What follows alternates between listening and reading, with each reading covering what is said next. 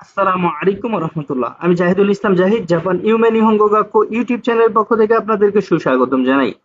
আজকে N5 এর সমস্ত পার্টিকেল এর সমস্ত রুলস গুলো আলোচনা করার ধারাবাহিকতায় পার্টিকেল দে পার্টিকেলের ৬টা রুলস N5 এ এগুলো আলোচনা করব ইনশাআল্লাহ।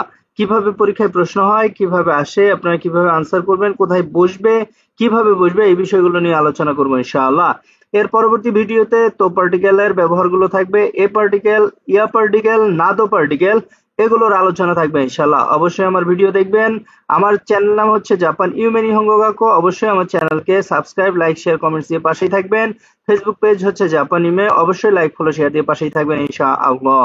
চলেন দে পার্টিকেলের ৬টা রুলস এর ব্যবহার দেখি ইনশাআল্লাহ। দে পার্টিকেল হ্যাজ 6 রুলস। দে পার্টিকেলের ৬টি ব্যবহার। চলেন দে পার্টিকেলের ব্যবহারগুলো নিয়ে আলোচনা করি ইনশাআল্লাহ।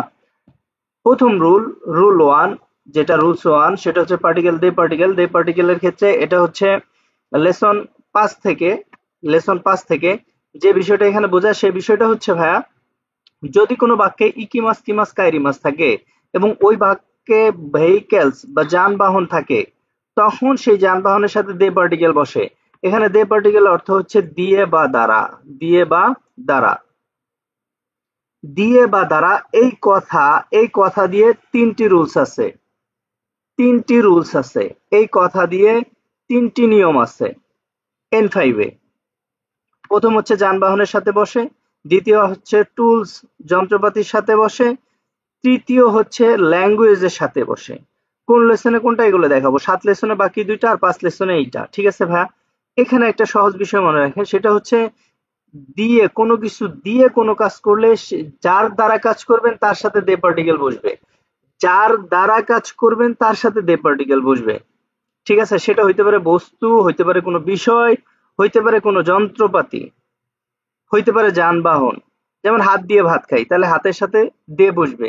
হাত দিয়ে ভাত খাই, হাতের সাথে দে বসবে। যানবাহন দিয়ে আসি, যাই, তাহলে যানবাহনের সাথে দে বসবে। ঠিক আছে ভাই? যার দ্বারা কাজ হবে সেখানে দে বসবে।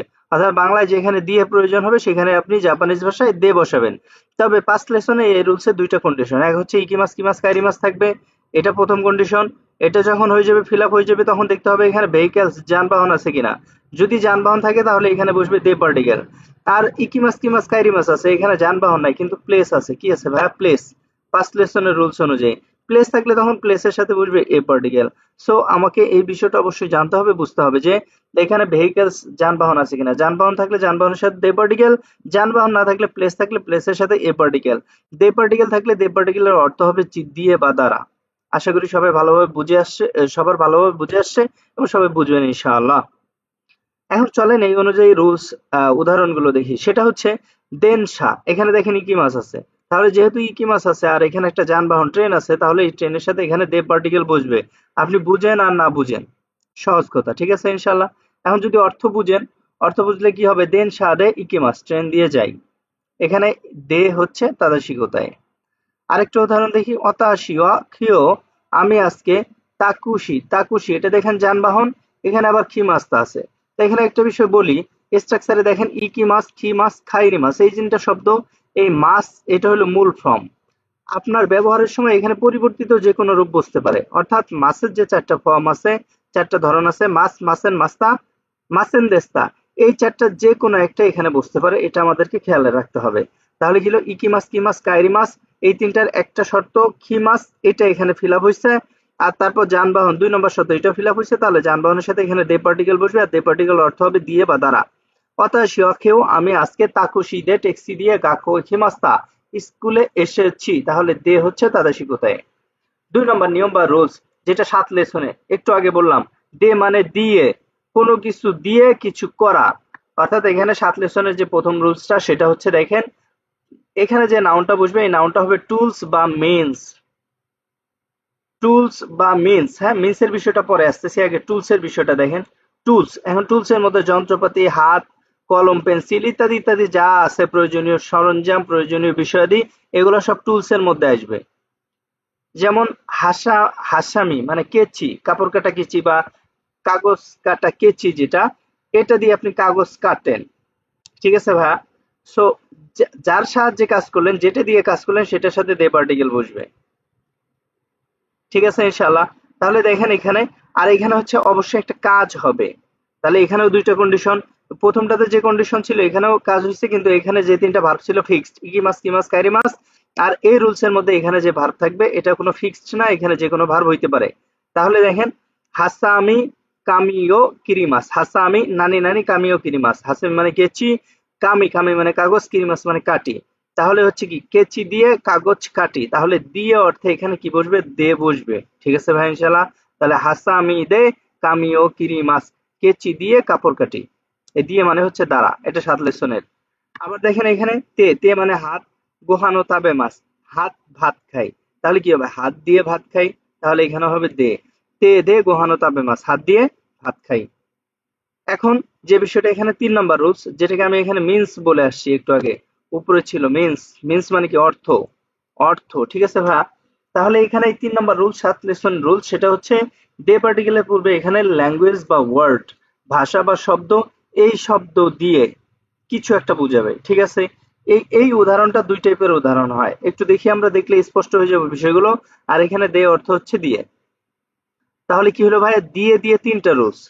একটা হচ্ছে যানবাহনের সাথে দে দিয়ে অর্থে, একটা হচ্ছে টুলস যন্ত্রপাতির সাথে দে দিয়ে অর্থে, আর একটা হলো ভাষা বা শব্দের সাথে দে দিয়ে অর্থে।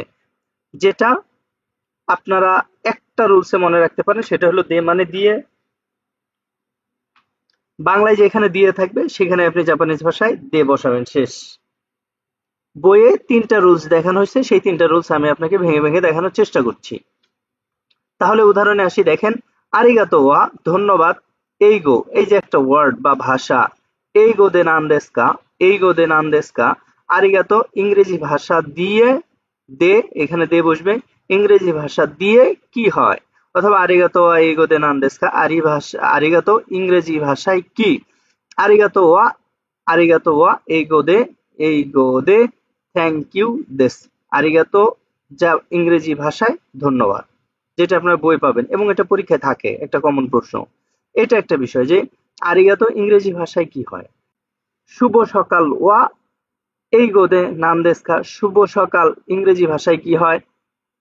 ঠিক আছে ভাই, গুড মর্নিং দেশ, গুড মর্নিং দেশ, এরকম। তাহলে এই যে ইংরেজি ভাষায় বা ইংরেজি ভাষা দিয়ে, দিয়ে অর্থে এখানে দে বসছে। 7 লেসনের আলোচনা, এখান থেকে প্রশ্ন থাকে।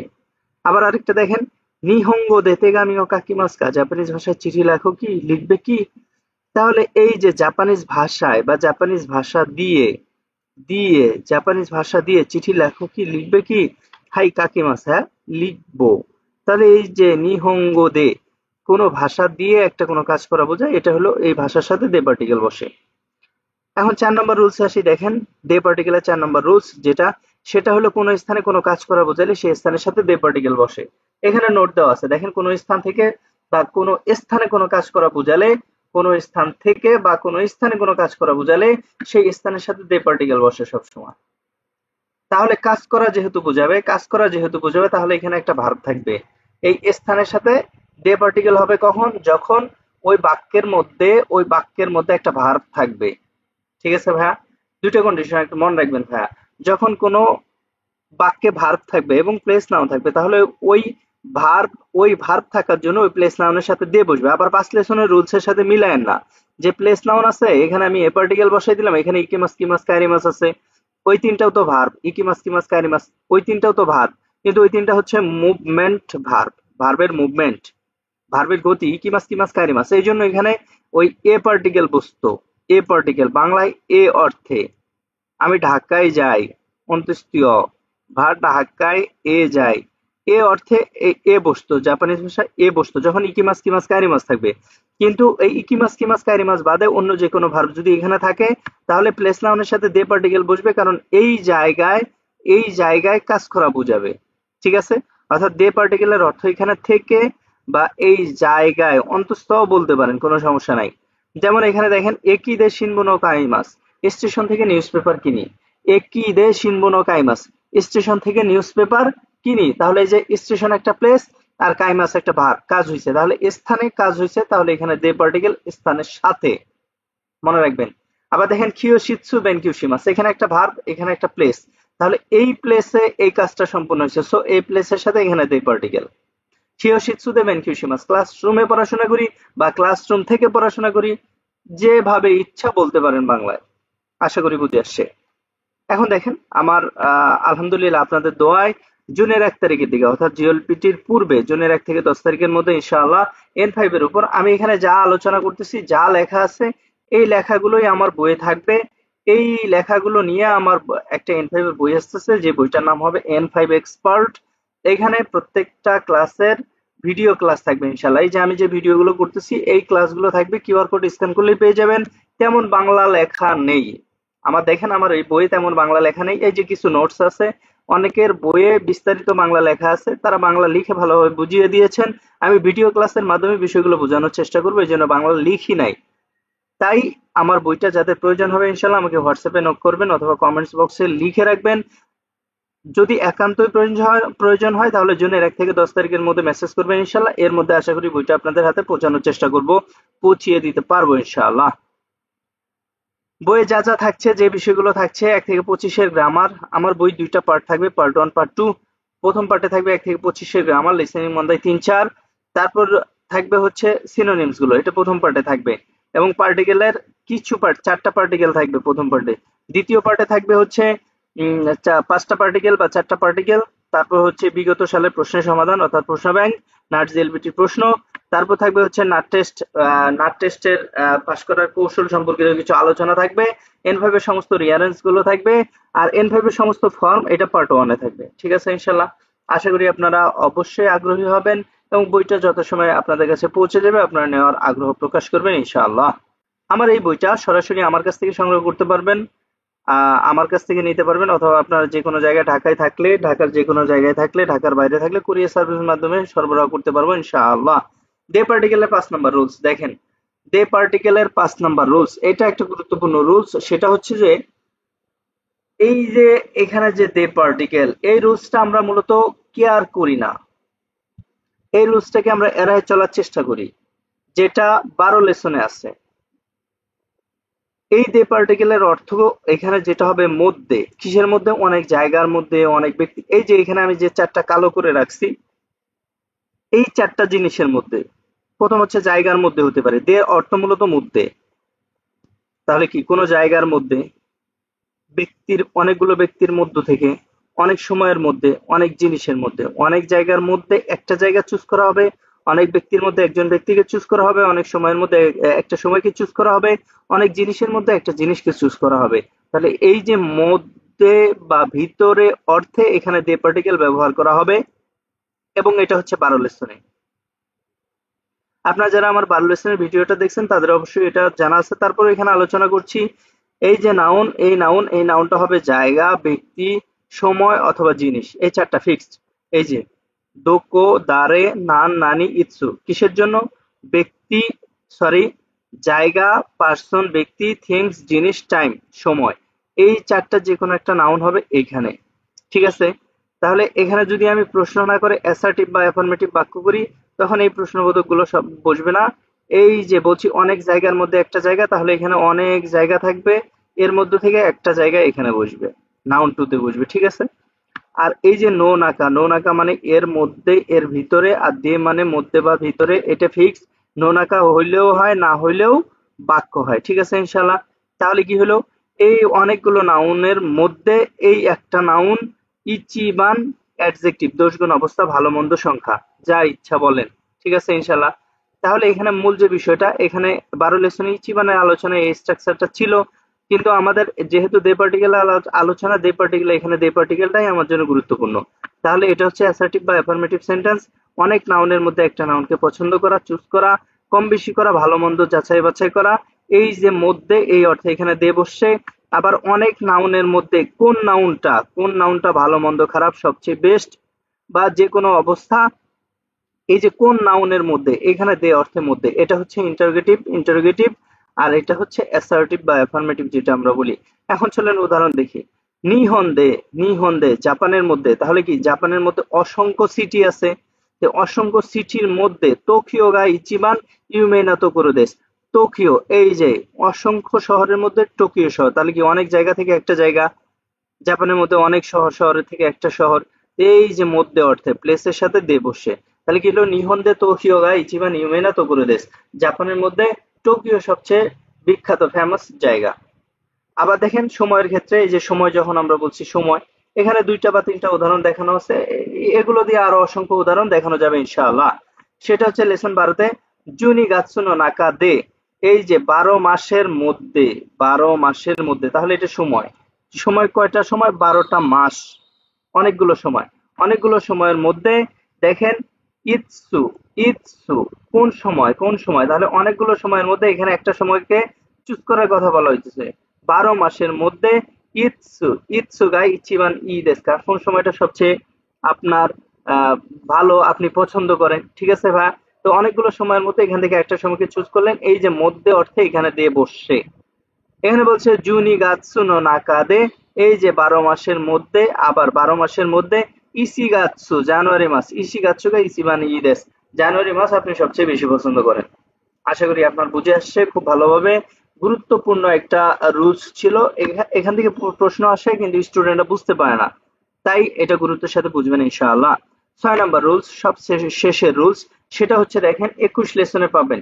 ২১ লেসনে সেটা হচ্ছে কোন স্থানে, দেখেন এর আগে আমরা যেটা ৬ লেসনে পড়ে আসলাম, কোন স্থানে কোন কাজ হলে, কোন স্থানে কোন কাজ হলে তার সাথে দে পার্টিকেল বসে, দে পার্টিকেল। তো ওই রুলসটা এখানে নিয়ে আসছে, বলা হচ্ছে কোন স্থানে কোন উৎসব বোঝায়, উৎসব, এই যে অমাতসুরি, উৎসব বোঝায়, উৎসব বুঝাইলেই ওই স্থানের সাথে দে পার্টিকেল বোঝায়, দে পার্টিকেল বসে। যেমন শিশিগাতসুনি জুলাই মাসে, টোকিওতে, টোকিওতে অমাতসুরি গা আনিমাস, ফেস্টিভ্যাল আছে, উৎসব আছে। কি উৎসব? শিশু দিবস আছে, জাতিসংঘের কোনো দিবস আছে, জাতিসংঘের কোনো মিটিং আছে। ঠিক আছে ভাইয়া? তাহলে এই স্থানে একটা অনুষ্ঠান অনুষ্ঠিত হওয়া, এই স্থানের সাথে তখন দে পার্টিকেল বসবে। এটা ২১ লেসনের আলোচনায় আছে দে পার্টিকেলের। ঠিক আছে ভাইয়া? এরকম আরো দে পার্টিকেলের অ্যাডভান্স লেভেলের খুঁটিনাটি বিষয় আছে যেগুলো N5 এর পরীক্ষায় আসে। ইনশাআল্লাহ যদি আপনাদের একান্তই প্রয়োজন হয়, পরবর্তী কোনো ভিডিওতে নিয়ে আসার চেষ্টা করবো। হাই মিনাসান মিতে কুরিতে আরিগাতো গোজাইমাস, কোকোরো কারা আরিগাতো গোজাইমাস। আসসালামু আলাইকুম ওয়া রাহমাতুল্লাহ।